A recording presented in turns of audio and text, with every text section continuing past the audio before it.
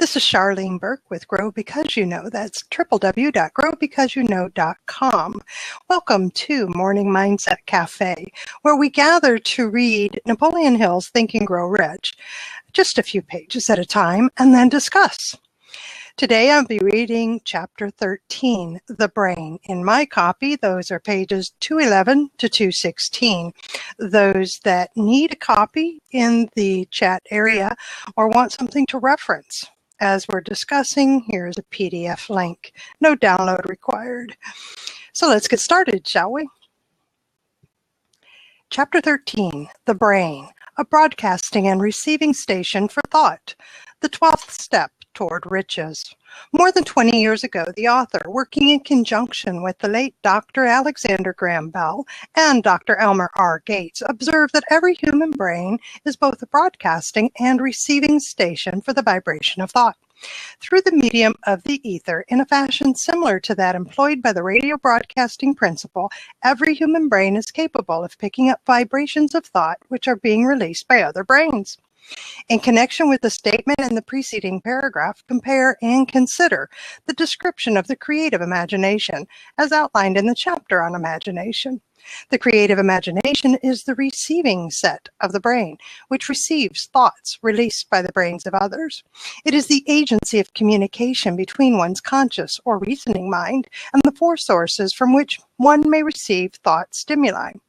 When stimulated or stepped up to a high rate of vibration, the mind becomes more receptive to the vibration of thought, which reaches it through the ether of outside sources. This stepping up process takes place through the positive emotions or the negative emotions. Through the emotions, the vibrations of thought may be increased. Vibrations of an exceedingly high rate are the only vibrations picked up and carried by the ether from one brain to another. Thought is energy traveling at an exceedingly high rate of vibration. Thought, which has been modified or stepped up by any of the major emotions, vibrates at a much higher rate than ordinary thought, and it is this type of thought which passes from one brain to another through the broadcasting machinery of the human brain. The emotion of sex stands at the head of the list of human emotions, as far as intensity and driving force are concerned. The brain, which has been stimulated by the emotion of sex, vibrates at a much more rapid rate than it does when emotion is quiescent or absent. The result of sex transmutation is the increase of the rate of vibration of thoughts to such a pitch that the creative imagination becomes highly receptive to ideas, which it picks up from the ether. On the other hand, when the brain is vibrating at a rapid rate, it not only attracts thoughts and ideas released by other brains through the medium of the ether, but it gives to one's own thoughts that feeling which is essential before those thoughts will be picked up and acted upon by one's subconscious mind. Thus, you will see that the broadcasting principle is the factor through which you mix feeling or emotion with your thoughts and pass them to your subconscious mind. The subconscious mind is the sending station of the brain through which vibrations of thought are broadcast. The creative imagination is the receiving set through which the vibrations of thought are picked up from the ether. Along with the important factors of the subconscious mind and the faculty of the creative imagination, which constitute the sending and receiving sets of your mental broadcasting machinery, consider now the principle of autosuggestion, which is the medium by which you may put into operation your broadcasting station. Through the instructions described in the chapter on autosuggestion, you were definitely informed of the method by which desire may be transmuted into its monetary equivalent. Operation of your mental broadcasting station is a comparatively simple procedure. You have but three principles to bear in mind and to apply when you wish to use your broadcasting station: the subconscious mind, creative imagination, and autosuggestion. The stimuli through which you put these three principles into action have been described. The procedure begins with desire. The greatest forces are intangible. The Depression brought the world to the very borderline of understanding of the forces which are intangible and unseen. Through the ages which have passed, man has depended too much upon his physical senses and has limited his knowledge to physical things which he could see, touch, weigh, and measure. We are now entering the most marvelous of all ages, an age which will teach us something of the intangible forces of the world about us. Perhaps we shall learn as we pass through this age that the other self is more powerful than the physical self we see when we look in the mirror. Sometimes men speak lightly of the intangibles, the things which they cannot perceive through any of their five senses. And when we hear them, it should remind us all of us are controlled by forces which are unseen and intangible. The whole of mankind has not the power to cope with, nor to control, the intangible force wrapped up in the rolling waves of the oceans. Man has not the capacity to understand the intangible force of gravity, which keeps this little earth suspended in midair and keeps man from falling from it, much less the power to control that force. Man is entirely subservient to the intangible force which comes with a thunderstorm, and he is just as helpless in the presence of the intangible force of electricity. Nay, he does not even know what electricity is, where it comes from, or what is its purpose. Nor is this by any means the end of man's ignorance in connection with things unseen and intangible. He does not understand the intangible force and intelligence wrapped up in the soil of the earth, the force which provides him with every morsel of food he eats, every article of clothing he wears, every dollar he carries in his pockets. The dramatic story of the brain.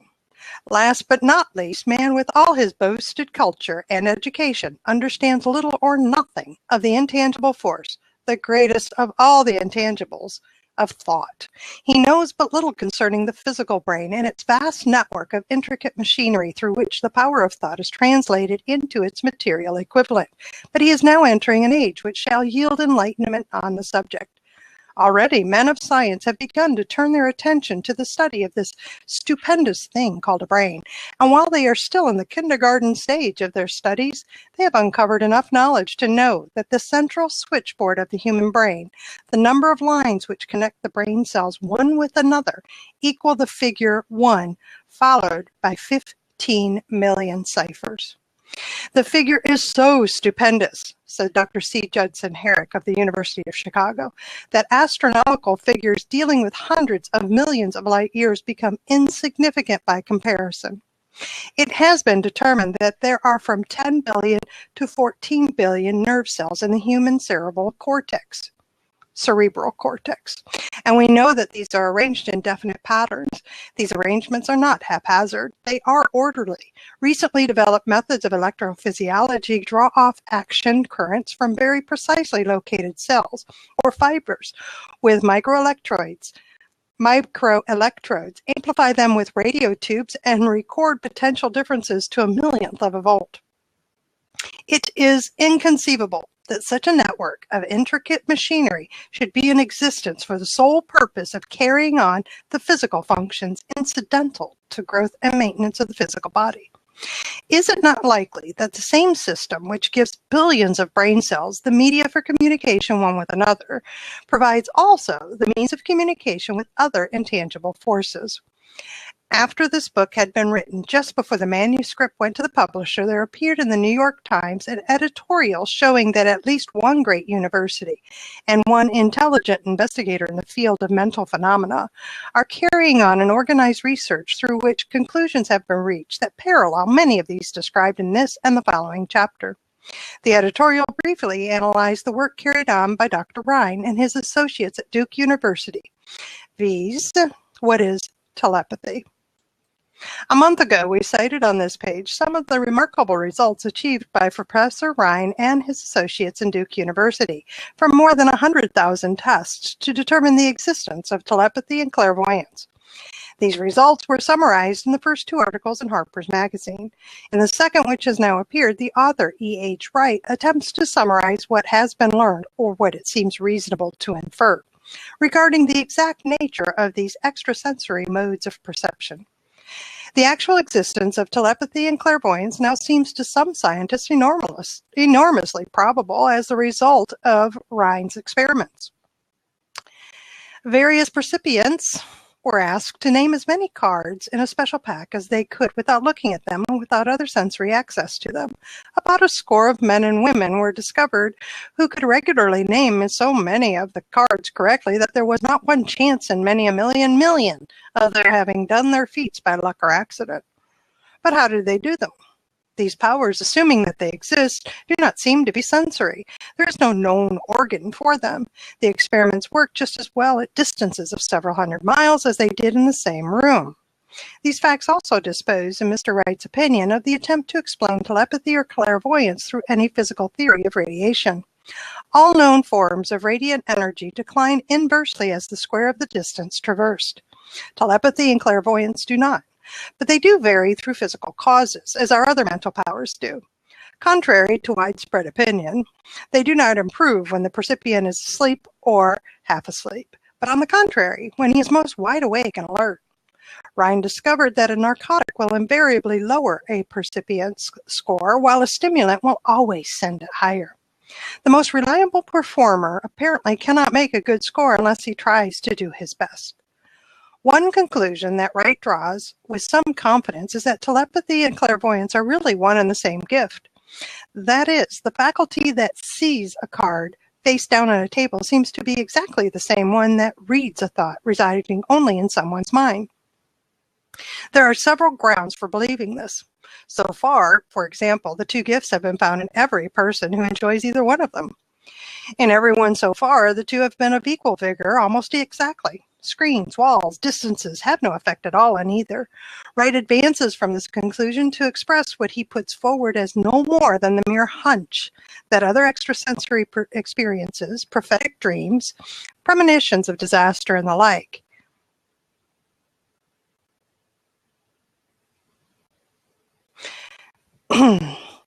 Wright advances from this conclusion to express what he puts forward at no more than the mere hunch that other extrasensory experiences, prophetic dreams, premonitions of disaster, and the like may also prove to be part of the same faculty. The reader is not asked to accept any of these conclusions unless he finds it necessary, but the evidence that Rhine has piled up must remain impressive. In view of Dr. Rhine's announcement in connection with the conditions under which the mind responds to what he terms extrasensory modes of perception, I now feel privileged to add to his testimony, but stating that my associates and I have discovered what we believe to be the ideal conditions under which the mind can be stimulated so that the sixth sense described in the next chapter can be made to function in a practical way. The conditions to which I refer consist of a close working alliance between myself and two members of my staff. Through experimentation and practice, we have discovered how to stimulate our minds by applying the principle used in connection with the invisible counselors described in the next chapter, so that we can, by a process of blending our three minds into one, find the solution to a great variety of personal problems which are submitted by my clients.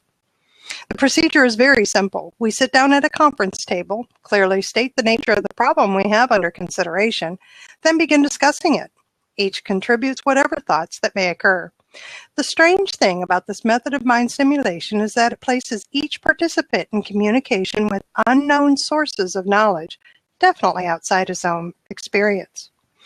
If you understand the principle described in the chapter on the mastermind, you of course recognize the round table procedure here described as being a practical application of the mastermind. This method of mind stimulation through harmonious discussion of definite subjects between three people illustrates the simple and most practical use of the mastermind. By adopting and following a similar plan, any student of this philosophy may come into possession of the famous Carnegie formula briefly described in the introduction.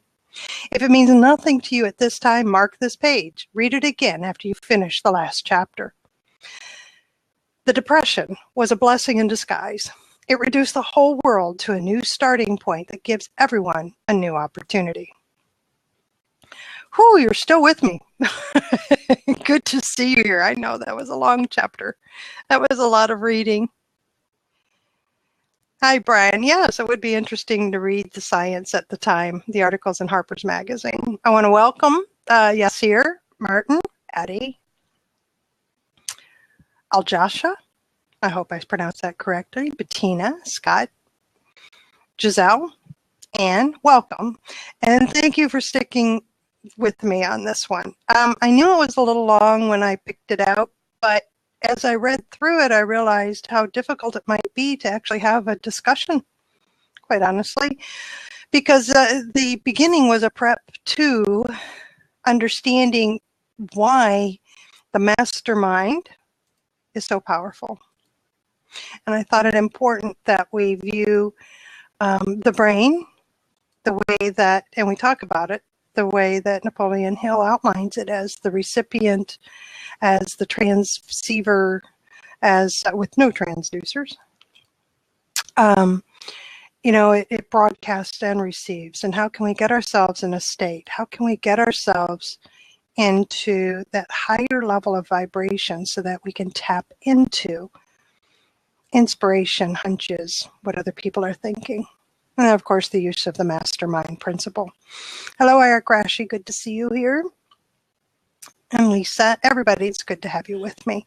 All right, seats are open. Anybody have thoughts? Matt with his thinking cap or his presence cap. Good morning, Sean. Good to have you with us. Anybody wants to jump into the seat or make comments in the comment section, you're welcome to. What do you think? Some of it bunk? I don't know. How do we tap in? How do we open ourselves to receive? Good morning, Ron. Good to see you here. It's interesting to me that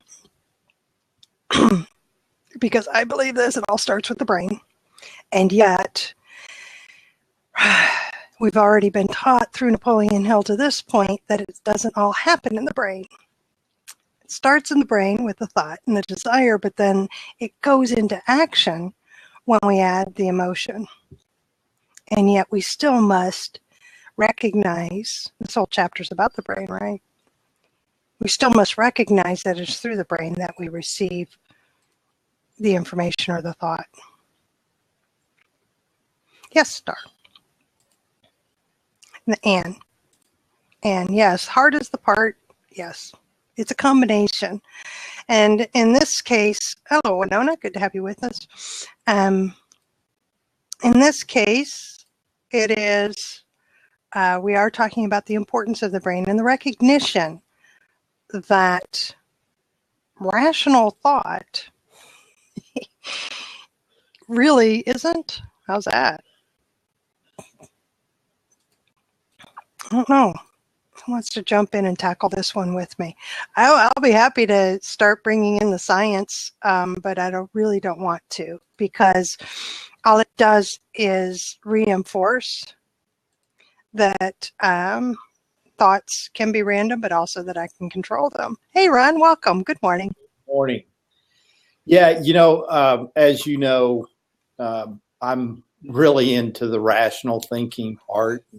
My book's going to come out next year, and that's pretty much the focus of the book. But it was interesting. I had something happen to me last week. When I went to college to become a counselor back in the late 80s. Yes, I'm that old. But anyway, same age as me, Ron. It's really okay. I connected with a couple of the professors, and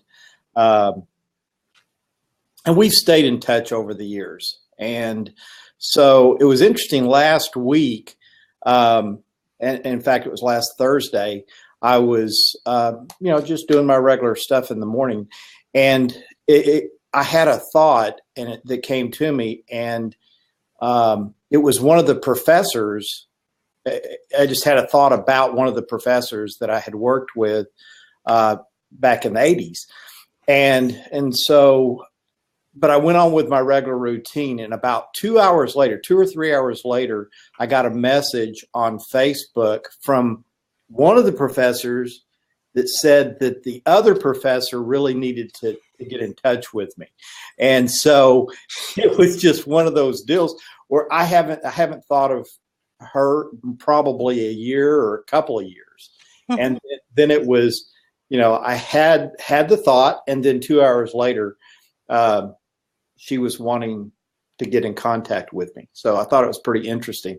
And I think that kind of relates to this, especially because of the way that I think about things and think of it in terms of that we really do have to think rationally about the things. And personally, I think that the emotion is just a part of the process, and because those feelings that we have are really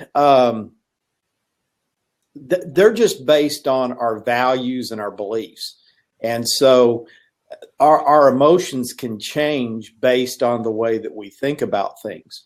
So I really do think, and I think Napoleon Hill talks about that all through the book. It talks about having a mastermind, and having mastermind groups and being with other people and those things. And sure, emotion gets involved in those processes, but we can change the way that we feel about things in a second. I mean, because once we gather the information and we have that information that, like, for example, if you have a thought about the way that somebody's acting and you're saying, well, gosh, that's awful. That's horrible. I can't believe they're acting that way. And then you find out, like, for example, you see somebody that's stumbling and it appears that they're drunk or, that they're intoxicated.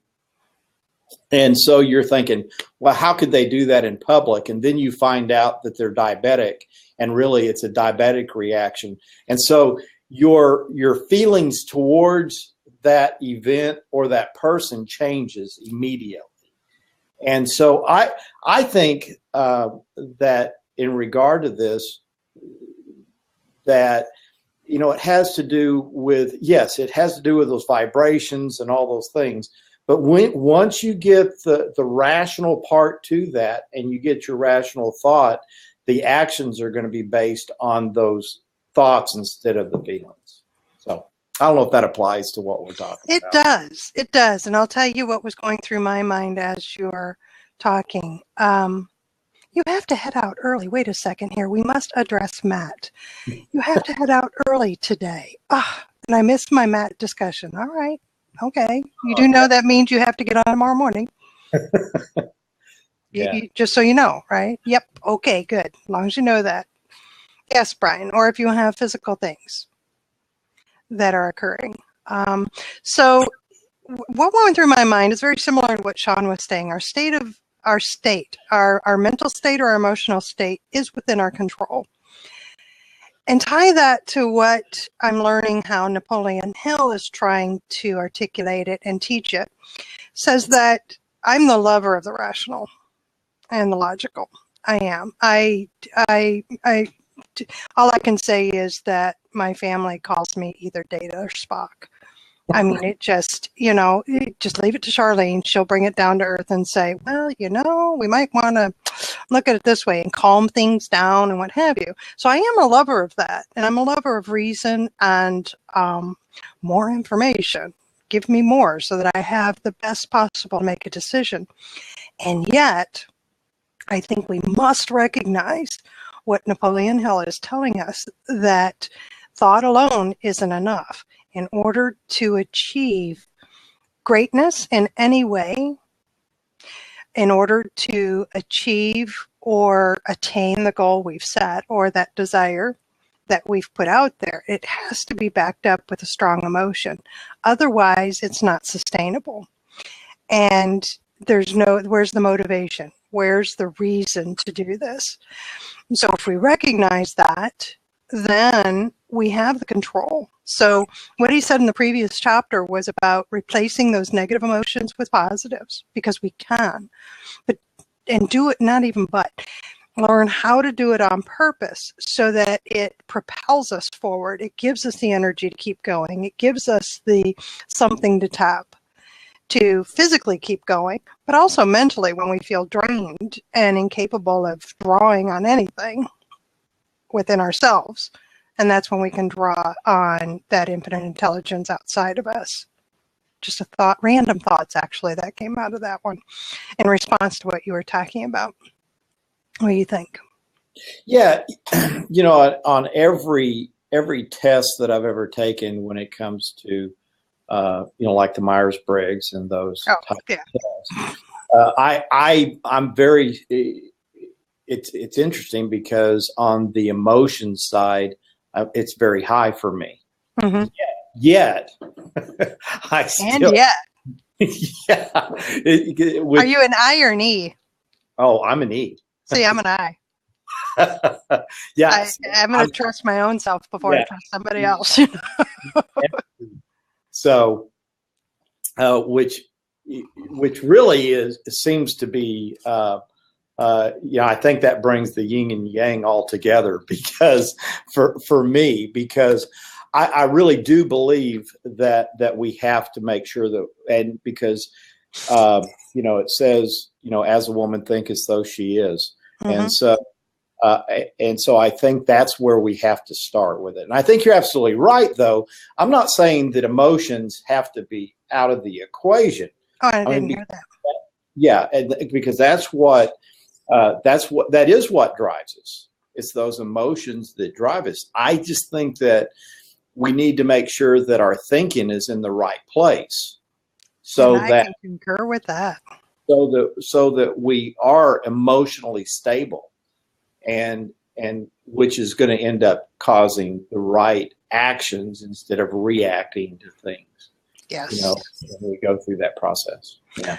I want to extend a welcome to a couple of the new people into the room. Steve, my friend Steve Henry, good to see you here. Jack, not seen you before. It appears you're new to Blab. Welcome. And Craig, Richard, also good to see you here.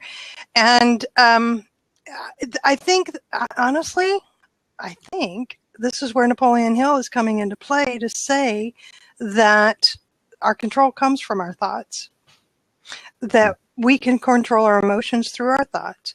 And when we are open and receptive to the power outside of ourselves is when we can really get inspiration, guidance. That I love the mastermind. I love sitting in a group of people problem solving and seeing what comes out of it. And as you know, I moderate mastermind groups, and watching it happen. It even happens online. And this is what most people don't understand is that one of the reasons why Blab is so powerful is that when we are open to what other people are sharing and can give to us, we actually can get it. The distance doesn't matter. It's a different energy in person. But what I like about what Napoleon Hill wrote is those studies about telepathy and clairvoyance and being one and the same. And those that are able to tap into an energy, doesn't matter the distance, which I was bringing to this and the use of these platforms. Just a thought. Well, yeah. And what I was thinking about when you were reading that was when this was written, I saw a commercial last night when I was watching the debate, and there was it was about a couple of news commentators that we're talking about, and you might have seen the commercial, but it was talking about several years ago, somebody said, what does the @ symbol mean? And what is this internet? And these two nieces, and then now. And it makes me think about this because when Napoleon Hill wrote Think and Grow Rich, this was not even a platform at all. It wasn't even, but to say, so looking back, and so the millennials will go, well, of course, that's easy because it's here. But when it was written, it wasn't even thought of, that we could actually. I know, and that's what's amazing to me is that all technology is a tool that allows the forces of nature that Napoleon is referring to, the laws of nature, that allows us to actually put them to use deeper, better, if you will. Let me welcome Susan. I think Susan took off. Dina, good to see you here. Glad you're here. No, there you are, Susan. And then we have poor Ilala, who's been four different Myers-Briggs personality types. So we're just going to leave that one alone, my friend. I can tell you that. Well, the only thing that I can say about that, because I know a little bit about the Myers-Briggs, is we will change a little bit over time because we change. That's what they tell me about things. So, and I know that's not the topic, but so just so that he knows, it's not going to change drastically. But yes, if you are kind of on the middle there, those can change over time. See, and mine hasn't. I'm well over 50 years old. My first test was when I was in my late teens, INTJ, pretty much all the way through. What will change and what has changed has been the disc. All right, but yeah, and that's actually, do I really want more control or anyway? So yeah, Cindy, he's obviously studied the brain, but it's because it backs up the study he did of the 500 successful people. I mean, that you're going to remember that's what he did. These aren't just his random thoughts, right? These aren't just his personal study. He spent between 20 and 25 years, it fluctuates, roughly 25 years through the request of Carnegie. Study what makes people successful. What are the commonalities, And that's what he did. And he studied over 500. He interviewed them. He watched them. He did the research. He went in depth. And many, you're right, Steve, many won't do that, aren't willing to do it. There are still many that are still there and still actively. I know of some research currently happening now. But anyway, the point is that he followed these people, and these are his conclusions, right? Based on roughly 500 people and thousands of interviews and watching and observing and noting and looking for the commonalities, and to be able to distill it into the law of success, which is the original, right? The original writings. Or Think and Grow Rich is just one piece of the law of success that he wrote, to distill that so that we can read it and discuss it and actually be able to apply it to ourselves so that we can be successful. I just think it's pretty awesome. And yes, he was fascinated with clairvoyance, but many are. Neuroscientists are. They won't tell you that. Some won't. And neurosurgeons sometimes won't admit to it, but I've got a friend, he's a brain surgeon, and he specializes in pain management. And he will occasionally drift off into a conversation. And he's a scientist. He is an engineer, and he is a brain surgeon. He's got education in all three aspects. Wow. And he will discuss, not to everybody, but he would discuss with me the idea of telepathy and clairvoyance. And it's because of the energy that's actually meant, and Napoleon Hill puts it in here, how we're made up of energy, and the brain is all electrical. And yes, those electrical impulses can be measured. They can be. And when they're at a higher rate of frequency, this is when things happen. Yes, it is phenomenal. It is. And there's all kinds of wonderful things I've experienced myself, but also I've seen and I've learned from stage, from presenters, from scientists, that it's just absolutely fascinating. We know just a little bit, and I love that when he says it here. Even today, we know just a little bit. Stephanie, Steph with an F, good to see you here. A couple of my friends coming in. How nice is that? Welcome, everybody. And yes, Dina, scientific proof is necessary for the skeptics as a confirmation of our own experience. It is, and I have been called a skeptic, and it's because I question things. I have a feeling Ron does too. We ask questions. Tell me more. Where'd you get that? Why'd you get that? Where'd that conclusion come from? What are you basing this on? Right? Am I right, Ron?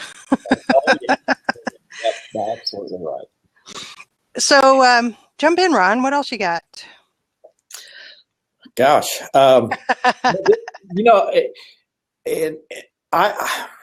And we have a seat open. Anybody wants to come in and join the discussion regarding what we've been talking about, please jump in.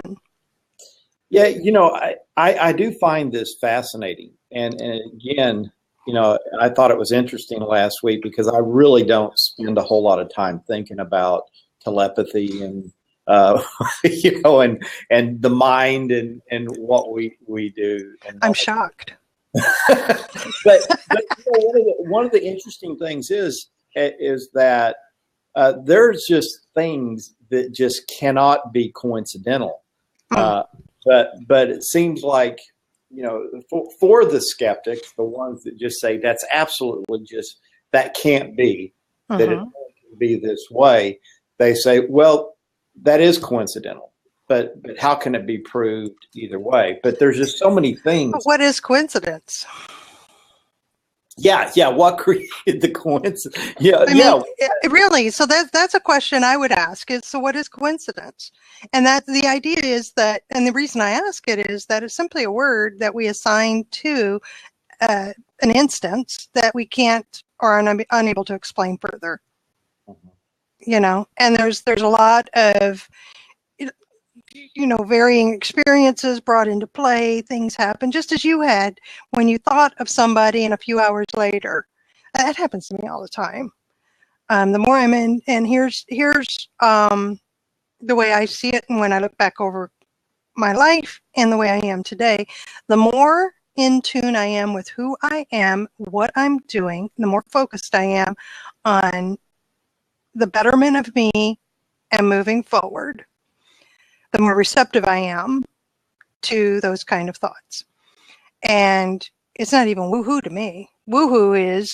Honestly, woohoo is everything's good in the universe and all I have to do is think about you, Ron, and I'm going to be okay. And that's woohoo. That's not going to work for me. Yeah.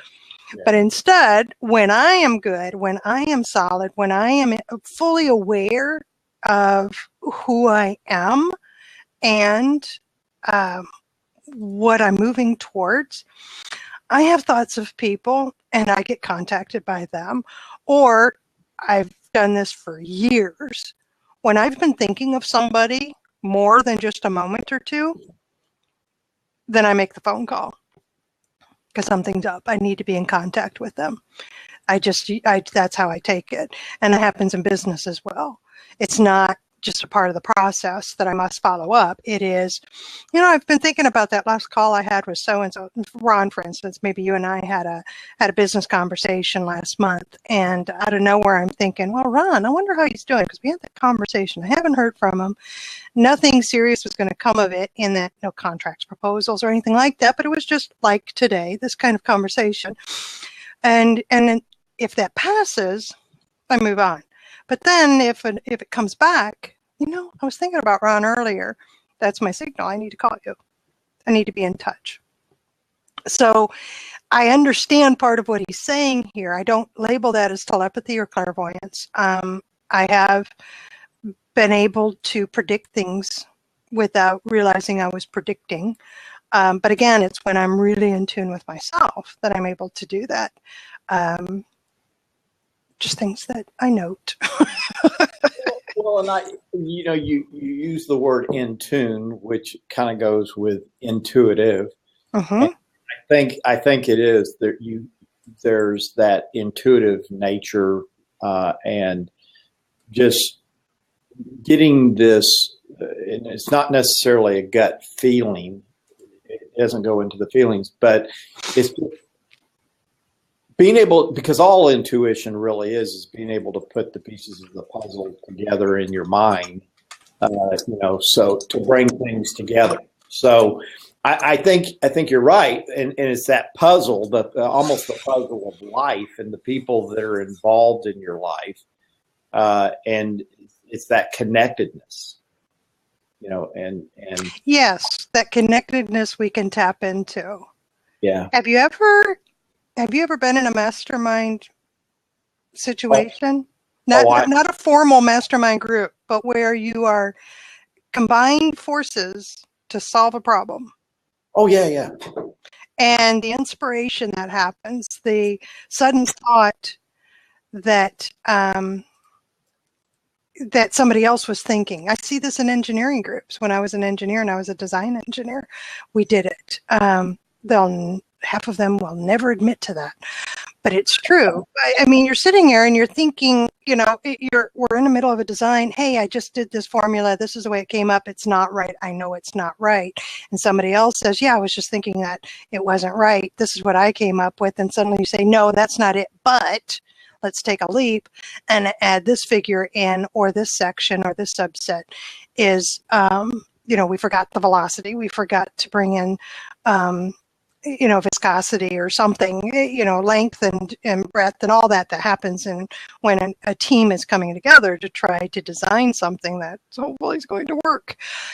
And you listen to them, you can hear that they're reading each other's thoughts, and they won't admit that they're reading each other's thoughts. They don't have to. I don't think that's a requirement. I think that in this instance where we are now, we have to recognize that. And I think that's what Napoleon Hill is trying to force me to do, is to recognize that that is what's happening and I can tap into it. So that's where I went with that. It will. And that kind of what I was thinking about when you were talking about that. It is interesting when you're with a group of people. I know I've found I've had ideas about a project or doing something, and then for whatever reason got caught up in the whirlwind of life or in business or whatever, and then did not act on whatever that was.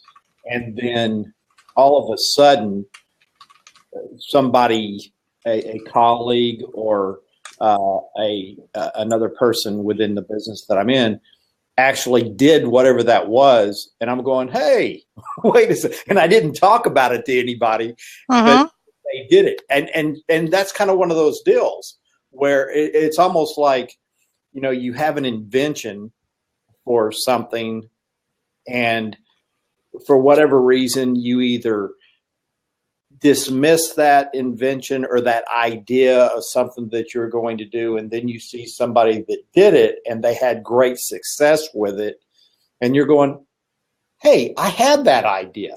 And I think you're right. I think all those things are out there and they're in the universe, and it's just, who is going to capture that idea of whatever that is for that moment? And who can? I think that's it. Who can? I can, and this is what he's telling me, is I can do that. So I'm going to take this now. I'm going to go into woohoo land for some people. I know this. One of the most powerful presentations that I had the honor of seeing live was here in Louisville, Kentucky area, and it was he's from Louisville. He is a physician, and then became a research and development scientist. And he left Louisville to go to Germany to pull together a team to determine, actually, they all had one desire. The one desire is, can we as human beings regenerate limbs? Can we do that? How can we do that? So the first question was answered with a yes. They came together and said yes. Then it was, how can we do that? So the presentation I saw was proof that it's possible, not proof that somebody had a limb torn in an accident or surgically, and they showed proof of a regrown limb. It's at the very beginning of the scientific discoveries and the research that shows that when electrical impulses are applied to the area of where the limb has been removed, activity occurs and regrowth begins. Evidence of regrowth begins. So he took a step back and he said, literally from the stage, again, fully trained scientist, trained to think reasonably logically, troubleshooting, to gain inspiration from mistakes and what have you. And he stood there and he said, this is proof that we are made of energy, because we're able to, just as Napoleon Hill says in here, those studies, we're able to measure the energy literally through electrical impulses, not give it, but measure it through resistors applied to these broken limbs and removed limbs, that area, to another part of the body. And he showed us, we've got little resistors that they put on there, right? And he said we actually have measurable activity, meaning electricity is leaving the body. And it was absolutely fascinating because it blew my mind as I literally saw what he was talking about through his presentation, and his excitement as a scientist and as a physician and as a surgeon, his excitement over the fact that they're proving this can happen. Now it's a matter of, that's just the first step. It's possible. Now let's take it further. What blows my mind is we now have a group of people who are bringing together their own minds, their own energies, all focused on one problem, on one desire. And by doing that, I have no doubt it's going to happen. So all of this that I'm reading here are things like this and what we're discussing. And, I sit in on discussions or presentations like that, is proof again how little I know and how glad I am that I'm open to learning more. And anything is possible. It really, truly is. So that reinforces for me that what I'm reading and what I'm seeing and what I'm hearing and what you're sharing, Ron, and what we're seeing in the comments section can be applied to me. That's why I'm bringing it all around to, it can apply to me. How do I tap into this for me? How do I keep getting better, moving forward, being better, being more? And those are the answers. The book is telling me in those principles, right? And this is what happened when I first read the book. I didn't have all these outside things to compare to and to reinforce what I was reading in the book. It was all left up in my own brain to try to say, well, yeah, he says it's possible, so therefore it must be. I just wanted to throw that out there. Because you know me, I will. My brain, that's what happens, people. You came into my cafe, and this is where my brain just goes crazy. Well, I don't know that that's kind of one of those woo type deals. Well, it's an almost woo woo. It's an almost. Yeah, it is. It is almost. Hey, Ann. Hi, Ann. Welcome. All right, you need to know there. that I do not like blabbing and driving, so do not look at me.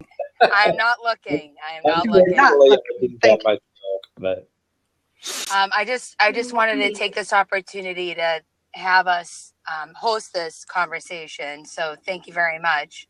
And I just want to say, I think a lot of people have the sensation of something at a vibratory, pulsating way of being, meaning as a human being.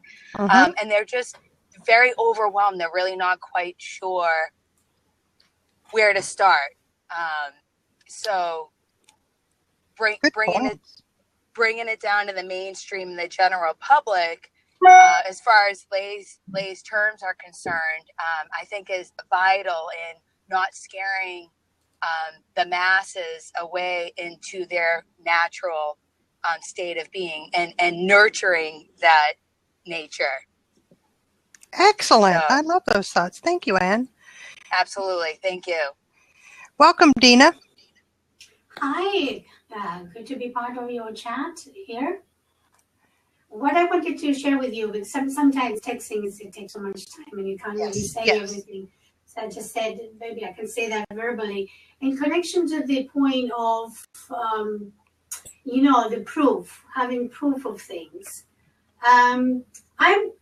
I like to have logical justifications, and I just don't usually go ahead and believe into things before I investigate them a little bit. But it has to make sense in my own mind as being true or realistic. It doesn't necessarily have to be proven to me with mathematical formulas, but it has to make sense to me, to my mind, or to my soul, if you like, to my inner knowingness or understanding. So many times we have to understand, and history has proved that to us, that we don't necessarily have to prove something for that something to exist. And I'll give you also spiritual topics or energy topics, if you like, on energy healing. The Chinese have been talking about the meridians for thousands of years, and the Indians have been talking about the chakras, the energy centers in the body for thousands of years. And of course, no one all these thousands of years was able to prove scientifically the existence of these energy centers within a physical body. But now we were able to develop instruments that can actually measure those energies. So because we can't prove the truth of something right now, doesn't mean it's not there. Or because we cannot achieve something right now, like growing limbs, it doesn't mean that we won't be able eventually to achieve that. I mean, there are animals who can do that. They grow their tails and they change their skins and they grow their limbs. So why can't humans do it? So I do believe that we eventually will be able to do that. And yes, everything begins with the mind. Nothing can exist in this physical world if first has not been perceived through the mind. Any idea is like the chairs we are sitting is only here in the physical realms because somebody perceived, oh, let's do this. So if you think about it, we all know things, but they have to really sink within. Everything begins in the mind. So we create that thought, we throw it out in the universe, or we pick up that thought from the universe and then we manifest it in the physical. Either way, it's only through the power of the mind we can actually manifest things. So, it's practically and scientifically proved that this is what happens. So why not in anything why do we have to bring the whole thing of the mind into the woo-woo area? And I have struggled for a very long time because I come from, study-wise, I come from a business and marketing background, but I always had a big interest in spiritual development. So I've been on a quest through that as well. And then I developed my spiritual awareness and my psychic intuitive abilities as well. And I've been feeling like, if I start speaking about things, people will think I'm a weirdo or, not somebody to be trusted. So, when we suppress our abilities, the abilities that we hold because of the limiting beliefs that have been developed in our society, in our system, that whoever has abilities beyond the ordinary is someone to feared or is weird. We're basically scared. That's why we say, and we call it woo-woo. So I'm looking forward that we can reach a point in our lives that these things are not woo-woo anymore.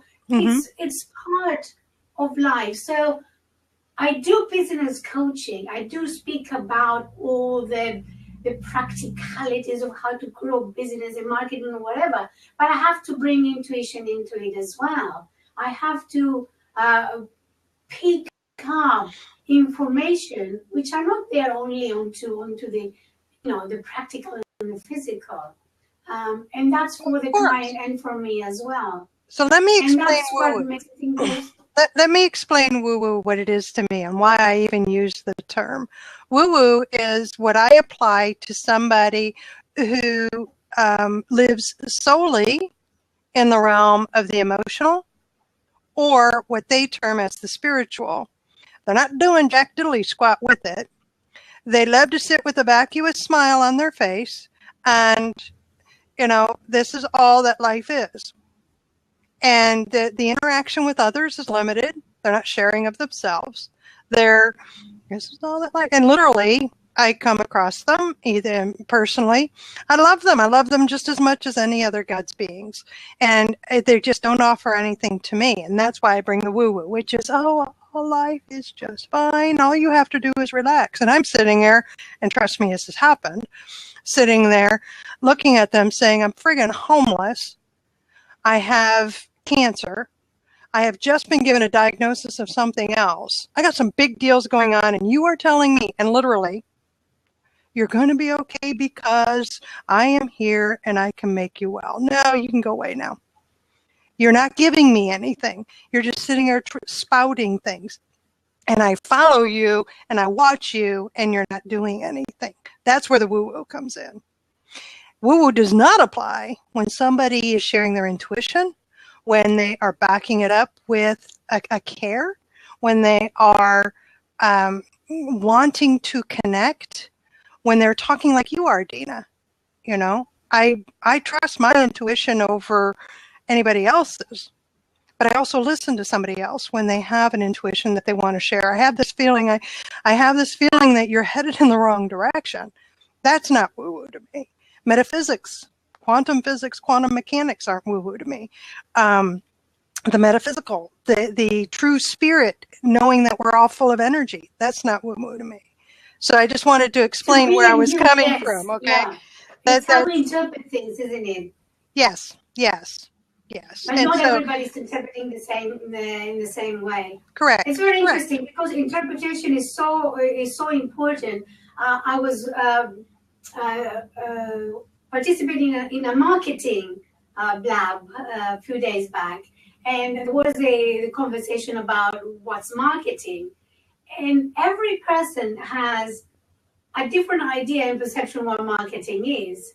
So that's what makes sometimes communication difficult, because what something means to me doesn't necessarily mean the same to you, and that's where I think we fail into our communication. So sometimes people call me woo-woo. So again, how do they interpret the woo-woo? Usually when you involve spirituality within a very practical matter, for instance. Yeah, you get into a realm that I'm not familiar with or I refuse to connect with is something else. But again, I don't, I won't tell you that I think you're woo-woo.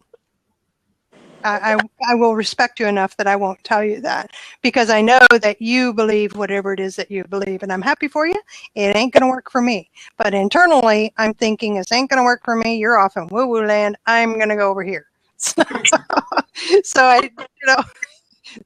who I am right now. Hi, Rocco. Welcome. Good morning. Now everybody on the count of three say woo. Oh, stop. I needed that. You guys are you're awesome. Go ahead, Rocco. Hey, I just wanted to once again, Charlene, always thank you for your light. I might not be able to join you every day, but thank you for always sharing your wisdom with everybody and providing a platform for us to speak about these kind of things. I wanted to talk on behalf of Dina. Okay, I can't see I'm wearing my glasses. Hey, Ron, nice to meet you. Relatability and communication. What I've learned, I used to be like, why don't people understand me? And people don't understand me. I can't get it. I can't get through people. It's because linguistics, the phrases and the terminology that we utilize when we communicate with somebody. It's why it's very important for us to get to know what that person's interest is. If you notice, when you speak to somebody and you ask them about their lives and their passions, they'll light up. There'll be a moment where they light up, and that's a sweet spot. When somebody lights up about some specific topic, you take that topic and you break it down incrementally based on the type of terminologies based on that topic. Say, for example, it's a mechanic, and you're trying to explain quantum physics, and you're trying to explain marketing. You explain it in the method of using like the engine and the steering wheel and the axle and the tires. Or if it's a doctor, you use patients and stethoscopes and diseases. It's very People just want to be understood. And until somebody feels like you want what they want, they're already like 90% of people are already like, I don't trust you. I don't know what you want. What do you want from me? But the moment they feel like you understand their pain and that you've been through their pain, or that they understand that you want what they want, and that you can find a solution for that because you've been through it, the relatability factor goes a long ways in the communication process. Yeah. Yeah, that's another good way to put it. I love both of you, Dina and Rocco. You've brought some tremendous things for me to think about. I love it. Keep going. Thank you. I better go now. Have some work to do. Thank you so much for having me today. Come on, you I can't hope to just join with you another time. Dina, you do know you cannot just drop wonderful pieces of information, nuggets, and of yourself and not come back. You know that, right? Okay. Let me join you again. I see that the Mindset Cafe blobs coming up. I have subscribed to you, so I will be getting notifications. So I'll enjoy having you on here again. In a future one. Thank you. Thank you. I want to give a quick shout out to those who've joined us. Just all of a sudden an influx, and we have Geeky, Geeky Goon. That's fun. Well, that's what we'll call you. It's Geeky and Lance, and my goodness, we've got a whole. Yep, there went Lance. Sorry, Shante. That's why I saw you come in. I meant to say hello earlier. And then Anthony, good to see you here. Sonia, good to see you. And yes, Tammy, big hugs to you. I saw your note to me out there. Want to say thanks and welcome. All right. And Tanya, welcome to the room. So the brain, accessing that energy, right? Tapping into. So I just glanced over. We are at the top of the hour. So I'm going to shut down the recording, because those who are watching replay are expecting to only be an hour. So I'm going to shut down the recording. The room can stay open. That's not a problem. Got the room open for up to an hour. So this is Charlene Burke with Grow Because You Know. That's www.growbecauseyouknow.com. I want to thank everybody who's joined me in the live stream and in the comment section as we've talked about Think and Grow Rich, Chapter 13, The Brain. Quite a rousing discussion so far, and I hope to have more shortly. Let's move forward with the day, shall we? On purpose with purpose, to grow our hearts, grow our mind, and grow our businesses. So until